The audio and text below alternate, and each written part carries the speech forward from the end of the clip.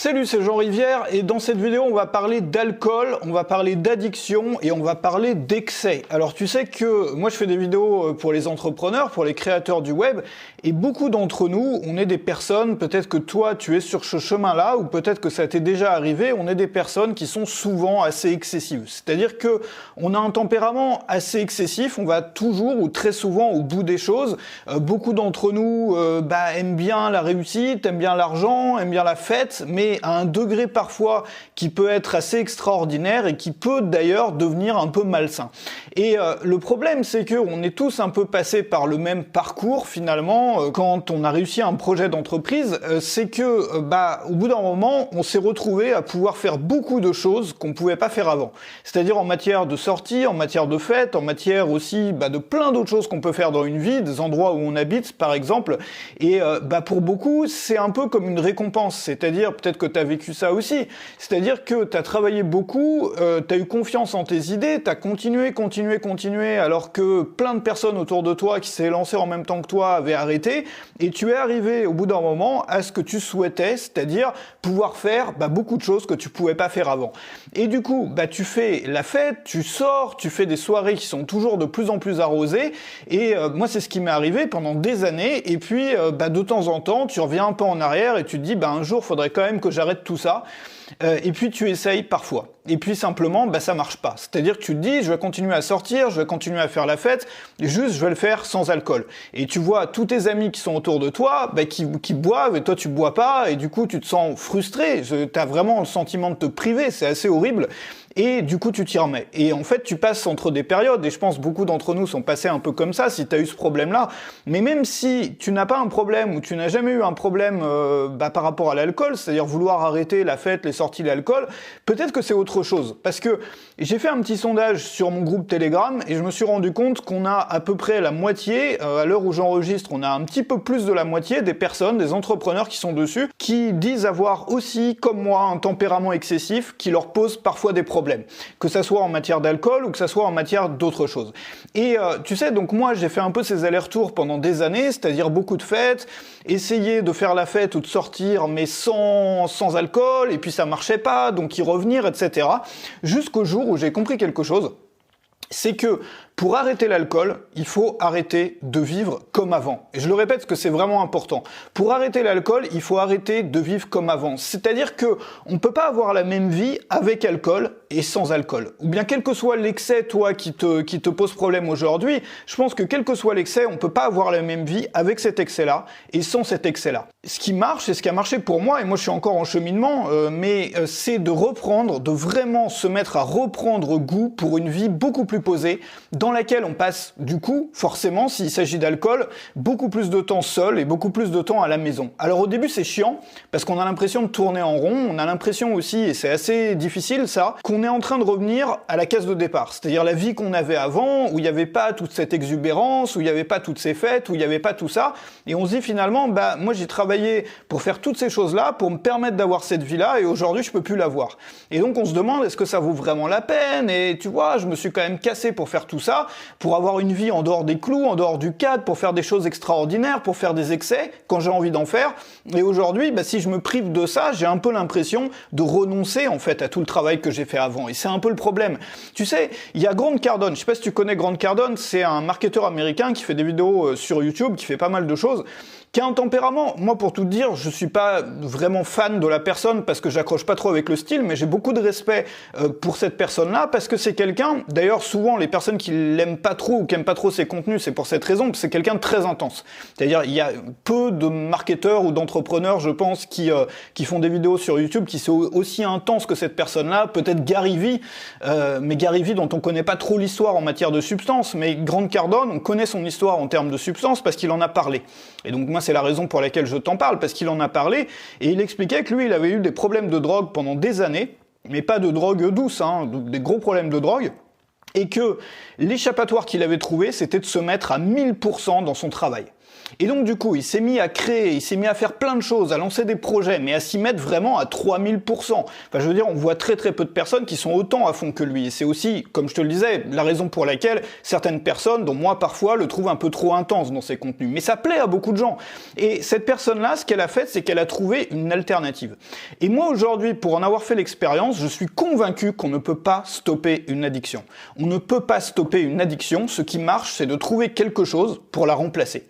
De trouver quelque chose pour la remplacer. Je suis pas le seul à le dire. Tu sais, il y a pas mal de... quand tu te renseignes un peu sur la PNL ou sur des coachs comme Anthony Robbins, qui est le plus connu en développement personnel aux États-Unis, dans leur méthode, c'est ça aussi, c'est-à-dire qu'ils te disent de trouver une alternative au comportement que tu souhaites enlever de ta vie, mais une alternative qui t'apporte encore plus de plaisir que l'ancien comportement. Alors tout ça, moi ça c'était quelque chose que je connaissais, qui fait joli sur papier, mais quand on essaye de le faire dans sa vie, parfois c'est difficile, surtout quand on trouve pas le bon remplacement.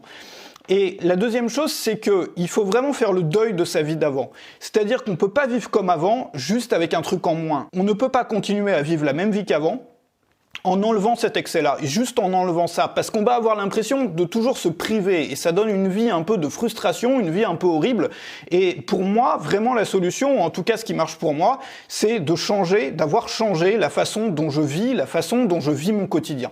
Tu sais, je pense que si toi tu es entrepreneur et cette vidéo-là, peut-être que tu la regardes parce que t'es tombé dessus et t'es pas forcément entrepreneur, mais moi je fais des vidéos pour les créateurs, pour les entrepreneurs et pour des indépendants, des personnes qui pour la plupart travaillent seuls, donc ont vraiment monté leur projet à la force de leurs bras.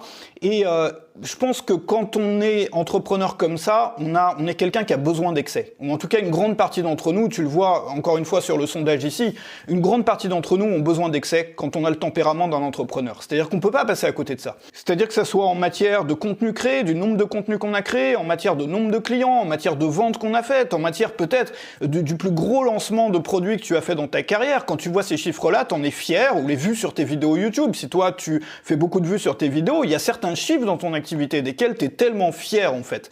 Mais ces chiffres-là, quand tu prends un peu de recul, tu le vois bien, ce sont des chiffres qui sont excessifs. Et donc du coup, notre métier il consiste à courir après les excès. C'est-à-dire les chiffres excessifs desquels tu es tellement fier.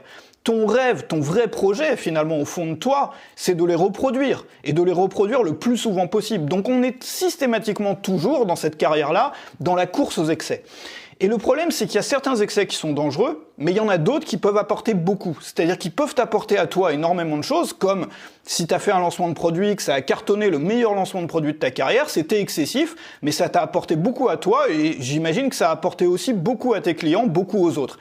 C'est-à-dire qu'il y a certains excès qui peuvent nous apporter beaucoup à nous-mêmes, et qui peuvent aussi apporter beaucoup aux personnes qui sont en face de nous, c'est-à-dire à notre audience, à nos clients, aux personnes qu'on aide. Il faut juste, en fait, je pense, choisir ces excès. C'est-à-dire qu'il faut choisir ses excès. L'excès de création, par exemple, l'excès d'idées, l'excès du nombre de produits qu'on a créés, l'excès d'enthousiasme, ça fait pas de mal. Et au contraire, ça fait du bien. Ça te fait du bien à toi, ça fait du bien à ton activité, ça fait du bien aux personnes que tu aides, à ton audience, à tes clients. Et finalement, il faut juste accepter qu'il y a certaines choses dans notre vie, certaines activités, certains types d'habitudes qu'on a, desquelles il faut faire le deuil. C'est-à-dire que toutes ces choses-là vont devenir chiantes, banales, absolument sans intérêt à partir du moment où il y aura plus d'alcool. Le truc est chiant en fait. C'est-à-dire que des choses dans lesquelles tu prenais du plaisir avant, parce que c'était associé à l'alcool, si tu les refais aujourd'hui, tu vas te faire chier, tu vas t'emmerder, ça va être banal, ça va être chiant. En fait, c'est juste une porte qui se ferme et une autre porte qui s'ouvre. C'est-à-dire que il faut faire le deuil de certaines activités. Le truc est réellement terminé, il est réellement fini et on n'en tirera plus jamais le même plaisir. Je pense qu'il faut vraiment se dire ça. Moi, ça m'a énormément aidé de me dire ça. Et je sais que c'est un problème avec beaucoup d'entre nous parce que on aime bien vivre à fond, c'est-à-dire que ça soit l'alcool, que ça soit autre chose finalement. On est des entrepreneurs.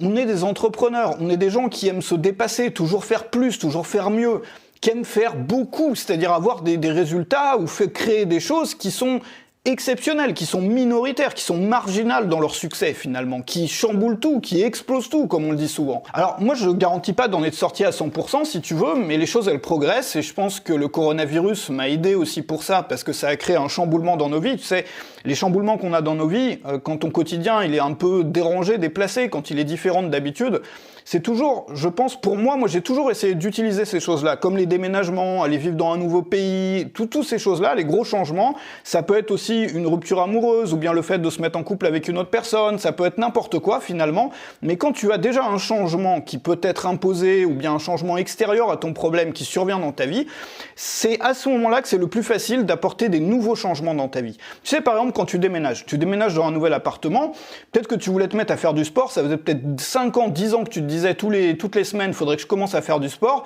mais d'un coup, quand tu changes de ville, quand tu changes d'appartement, comme il y a toutes ces nouvelles choses qui viennent dans tes journées de maintenant, c'est-à-dire que ta journée typique, en fait, la journée qui se répète tous les jours, elle change tellement que c'est beaucoup plus facile pour toi à ce moment-là d'ajouter une nouvelle chose ou d'en retirer une autre. Donc moi je sais que ça m'a beaucoup aidé et je pense qu'il faut profiter de ces moments-là si tu veux. J'en parlais, j'avais fait un podcast sur le coronavirus aussi pour parler de l'aspect positif de ça. Évidemment le coronavirus c'est un drame, le Covid, etc. Mais ce que je veux montrer c'est que quand il y a quelque chose de négatif, on peut toujours se demander comment est-ce que je pourrais utiliser ça pour que ça m'apporte quelque chose. C'est-à-dire si cette chose-là n'était pas arrivée, j'aurais pas pu faire ça, ou ça aurait été beaucoup plus difficile de faire ça. Et donc utiliser tout ce qui nous arrive dans la vie, en termes de changement, en termes de dérangement, en termes de ce qu'ils appellent en PNL un pattern interrupt, c'est-à-dire quand on raye le disque, quand les choses ne se passent plus comme avant, on a parfois besoin comme ça d'être un petit peu secoué, on peut profiter de ça pour introduire un nouveau changement. L'idée c'est donc ça, c'est de trouver une alternative dans laquelle c'est possible de s'investir aussi jusqu'à l'extrême. C'est-à-dire d'y faire tous les excès qu'on veut, tout en sachant que ces excès-là n'apporteront que des bonnes choses. C'est-à-dire lancer un projet complètement dingue, tripler le nombre de contenus que tu crées dans une journée, quadrupler le nombre de produits que tu lances dans une année, ce genre de choses finalement. C'est-à-dire prendre les choses qui t'apportent le plus de plaisir dans ton travail, dans tes projets, ou bien même dans ta vie personnelle. Moi je me suis lancé dans des grands projets en termes de vie personnelle, d'investir dans des appartements, d'en acheter très souvent. Je me suis mis à faire, je sais pas, peut-être 3 fois plus de contenu qu'avant, faire des types de contenus que j'avais pas fait depuis longtemps. Et donc tout ça, ça me permet de m'investir à fond et ça marche et ça fonctionne. Il y a autre chose que je voudrais te montrer et ça peut t'aider si vraiment tu essayes d'arrêter l'alcool, c'est ça. Donc ça, c'est pas très bon, c'est de la Heineken à 0%, il n'y a pas d'alcool dedans. Mais quand tu sens le soir, t'as un petit titillement, tiens, c'est le moment de voir tes amis, de faire la fête et puis en fait, tu te retrouves à la maison en train de faire des vidéos YouTube, comme ça m'arrive, tu vois, en ce moment, à l'heure où je te parle. Tu vois, par exemple, ce soir, normalement, moi, j'aurais été avec des amis, restaurants, soirées, etc. Et non, là, il y a deux choses. Il y a déjà le Covid, qui nous aide pour ça, justement. C'est pour ça qu'il faut peut-être en profiter maintenant si on veut faire ce changement-là. Et puis la deuxième chose, c'est que je suis à la maison. Et donc ça, quand t'as ce petit titillement, c'est vraiment pas mal parce que ça te rappelle le goût. Les premières que j'ai bu, j'ai ressenti comme les effets de l'alcool, bizarrement. Parce que ton cerveau, en fait, c'est un peu comme l'effet placebo. C'est-à-dire que ça marche un peu comme un placebo. J'ai pas envie de faire de la pub pour une marque en particulier, si tu veux. Mais ce que je veux te montrer, c'est que tu sais qu'un médicament peut avoir des effets sans qu'il y ait de substances actives dedans. Simplement parce que les gens croient que ça marche ou croient que c'est tel ou tel médicament, alors que non, c'est juste rien du tout qu'il y a dedans. Et c'est un peu pareil pour ça, c'est-à-dire moi je te conseille quand même d'avoir quelques bières sans alcool, même si c'est vraiment pas bon. L'idée c'est pas d'en boire toute la journée, c'est juste quand t'as une petite, tu sais, t'es prêt à faire une rechute en fait, et où tu sens un peu le titillement, tu vois, c'est le soir, machin, tout ça, tu te ferais bien couler une bière, bam, bière 0%, et je te garantis que le truc fonctionne. Alors, il y a aussi un autre problème, c'est l'aspect social des choses. L'aspect social des choses. Tu sais, si tu es comme moi, et on est nombreux parmi les entrepreneurs du web, on est une énorme majorité, j'avais fait un sondage aussi là-dessus récemment, à être introverti, à être des personnes plutôt réservées, parce que qui a envie de travailler chez lui à la maison, tu vois, en dehors d'une entreprise, d'un groupe, ne pas avoir de collègues, à part des personnes introverties réservées. Donc on est ultra majoritaire, c'est-à-dire qu'il y a une disproportion totale et énorme et extrême par rapport à la population, dans nos métiers, de personnes qui sont plus introverties, plus réservées. Et pour nous, et moi j'en fais partie, pour nous, l'alcool crée du lien. C'est-à-dire que l'alcool, c'est comme un bouton, comme un interrupteur. T'appuies dessus, en 2 minutes après, tu deviens hyper sociable, t'as envie de parler à tout le monde. Et donc, du coup, beaucoup de gens, beaucoup d'entre nous, je pense, sont créés une personnalité avec ça. C'est-à-dire que on a une personnalité naturelle qui est plus introvertie, qui est utile au travail, c'est-à-dire que les personnes introverties arrivent à se concentrer sur des périodes beaucoup plus longues, arrivent à se mettre beaucoup plus à fond dans un travail, dans une tâche, et arrivent à travailler seules, c'est-à-dire sans forcément avoir l'approbation, la validation des autres autour d'eux. Donc souvent, ce sont des personnes qui peuvent être très bonnes et vraiment réussir dans nos métiers. Et tu as donc l'autre aspect de ta personnalité, la personnalité extrovertie et bavarde qui est utile aux liens sociaux. Et il faut juste assumer à un moment qu'il y a l'une de ces personnalités, l'une de ces deux aspects de ta personnalité qui n'était pas vraiment naturelle pour toi et qui était juste rendue possible en fait de façon artificielle par une substance. C'est-à-dire que réellement, pour beaucoup d'entre nous, je pense que c'est comme ça, pour moi c'est comme ça, j'aime bien parler aux gens, mais pas autant que je le fais quand je bois de l'alcool. Et il m'arrive souvent d'avoir des soirées où j'ai envie de rester, tu vois, avec mes proches, ou de rester parfois même seul, à lire, à travailler, à continuer sur quelque chose. Souvent je fais des contenus du soir qui sont très différents des contenus de la journée, où je vais plus discuter avec mon audience, plus partager des choses un peu personnelles, comme je fais aujourd'hui, même si c'est pas forcément publié le soir, j'ai enregistré ça le soir. Et il faut juste assumer à un moment que l'une de ces deux personnalités, la personnalité plus extrovertie, elle n'était pas vraiment naturelle pour nous et qu'elle était juste rendue possible de façon artificielle par une substance. Du coup, ça veut dire, si on est une personne introvertie, que si on arrête de boire de l'alcool, on va probablement rester beaucoup plus dans son monde. On va rester beaucoup plus dans son monde. Mais si c'est ça qui nous rend heureux, si c'est notre personnalité naturelle, et si on avait besoin d'une substance pour être quelqu'un de différent, c'est un peu comme si on mettait un masque pour passer pour quelqu'un d'autre. C'était pas vraiment nous, en fait.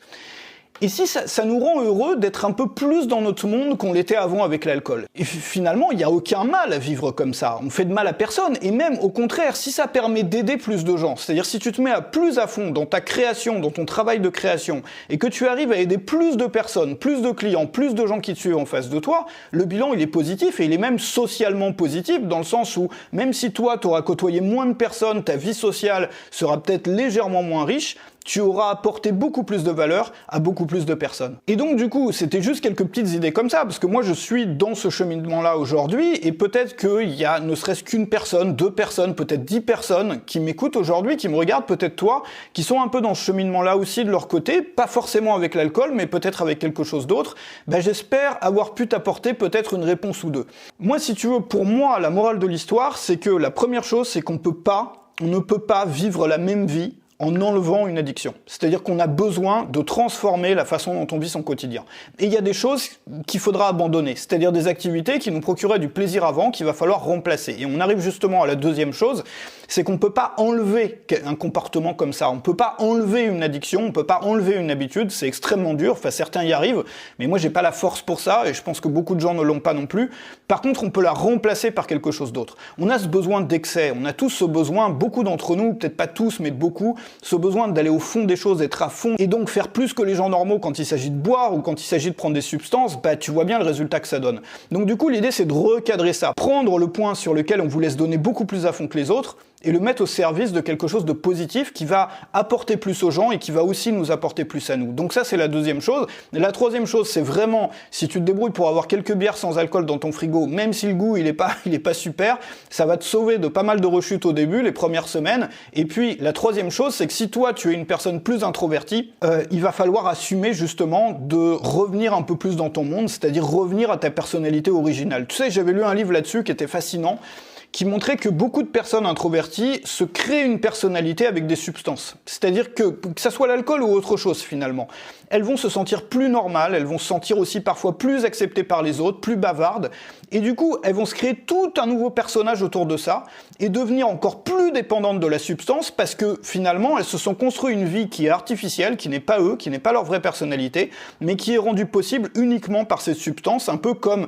un objet électrique qui ne pourrait fonctionner qu'avec des batteries chargées. Et si on enlève les piles ou si on enlève les batteries, ça marche plus. Et si la batterie de ta vie, c'est l'alcool ou c'est une substance qui est néfaste pour toi, c'est un peu dommage. Moi, je sais que j'ai vécu comme ça pendant des années, donc c'est pour ça que je t'en parle, si tu veux. Et je me suis rendu compte que j'avais toute une partie de ma vie qui ne fonctionnait pas s'il n'y avait pas la batterie de l'alcool à l'intérieur. Et à un moment, il faut bien se rendre compte que ça soit l'alcool ou que ça soit autre chose, on peut pas continuer comme ça. Et donc, ça veut dire aussi reconnaître qui on est vraiment. Se dire, voilà, moi, je suis comme ça, je suis pas forcément comme tout le monde, je peux pas forcément avoir envie de faire les mêmes choses que tout le monde, mais j'ai des forces à moi, et je peux réorganiser ou retargeter, je trouve pas le mot français, mais tu vois, enfin voilà, tu vois bien le truc, le remachiner mes efforts, si tu veux, rediriger bien sûr, rediriger mes efforts vers des choses qui sont positives. Voilà. Si tu t'intéresses à mon travail, à ce que je fais, moi je crée des contenus, enfin j'aide des créateurs, des entrepreneurs, des personnes qui vivent chez elles à la maison à monter un projet autour de leur passion et à en vivre. Je fais ça depuis une dizaine d'années maintenant, j'entreprends depuis 2004, donc depuis une quinzaine d'années, mais ce métier-là je le fais depuis une dizaine d'années. Je t'ai mis un lien dans la description, ça s'appelle Rejoins le mouvement. régulièrement, tu vas recevoir ma lettre par email que j'envoie régulièrement, et surtout tu vas recevoir tout de suite mon petit livre qui s'appelle Gagner sa vie sur le web, qui va te présenter les bases de ma méthode et qui va t'apprendre à transformer une passion, peu importe laquelle, du moment qu'elle intéresse d'autres personnes aussi en face de toi, en une activité rentable qui te permette de vivre la vie que tu veux, tout en faisant attention du coup à pas trop faire d'excès quand tu vas te mettre à réussir. Salut chez toi, je te retrouve dans la description. Merci d'avoir écouté, salut.